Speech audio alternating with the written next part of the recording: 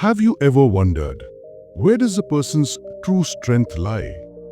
We often look at wealthy or successful people and think, wow, look at their life. Everything seems perfect. But the truth is a little different.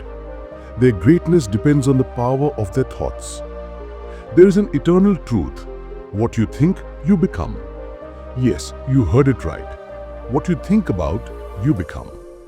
Elon Musk, Steve Jobs, Jeff Bezos, they are not just rich. They are where they are today because of the way they think.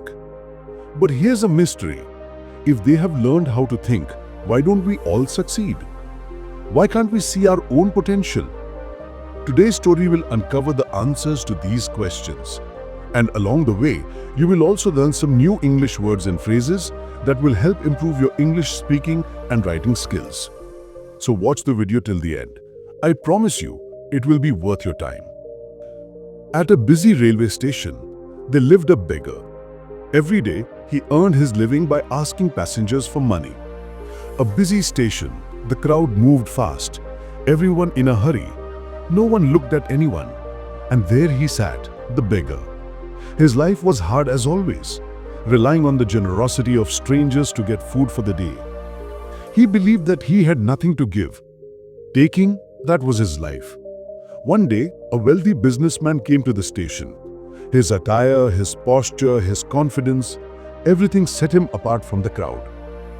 The beggar noticed him and thought, if I approach this man, surely he will give me a lot of money. So the beggar went up and held out his hand. But the businessman did not give him money. Instead, he asked a question. Do you always just take? Have you ever given anything to anyone? The beggar was confused. In his life, answering this question seemed impossible. He replied, Sir, I'm just a beggar. I have nothing to give. The businessman smiled and said, if you believe you have nothing, then you do not even have the right to ask. People only receive when they give. Suddenly, a new thought struck the beggar. He thought deeply. Why had people never given him much money before? Because you always took and never gave anything. That night, the beggar pondered, can I give something? But I have nothing. Yet the businessman's words kept echoing in his mind. If you want to receive, you must first give. The next day, the beggar decided to try something new. He saw a wildflower field near the station. Its bright colors and lovely fragrance inspired him. Suddenly he thought, if someone gives me money, I can give them something in return. I can give them flowers. He picked some flowers. Every time someone gave him money, he gifted them a single flower. To his surprise, people were delighted with this small gesture. Some smiled and said thank you, others stopped to talk more. In a few days, he noticed people began giving money more generously. But he realized that as long as he had flowers to give, the generosity continued. When the flowers ran out, the generosity decreased. He understood. People desire reciprocity when they give. One day he saw the businessman again. The beggar mustered the courage to say, So today I can give something to you. If you give me money, I will give you flowers.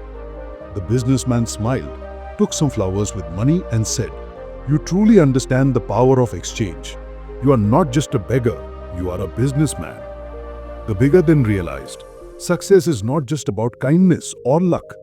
The secret to success is maintaining the right balance between giving and receiving. From that day, the beggar's life changed. He left the station. Within a few months, he had established a small flower selling business. People valued him not just for his kindness, but for the effort he put into giving. One day, two businessmen visited his shop and asked, Have we met before? The beggar, now a successful businessman, smiled and replied, Yes, I was that beggar, but today I am no longer one. I have changed my life through my effort and discipline. This story teaches us a powerful truth. Our thoughts shape our future. If we think small, we will remain small. But if we recognize our potential, we can make our life extraordinary. Success comes when we not only desire, but also give. Our thoughts, our mindset, our actions, if aligned with this principle, we don't just achieve a good life, we walk the path of greatness. So, never limit yourself. Identify your potential. Be strong, be capable, and create your own success story. Because when your thinking changes, your future changes too. This was today's story. I hope it inspired you. If you learned something from this story, make sure to like, comment, and share it with others. See you in the next story.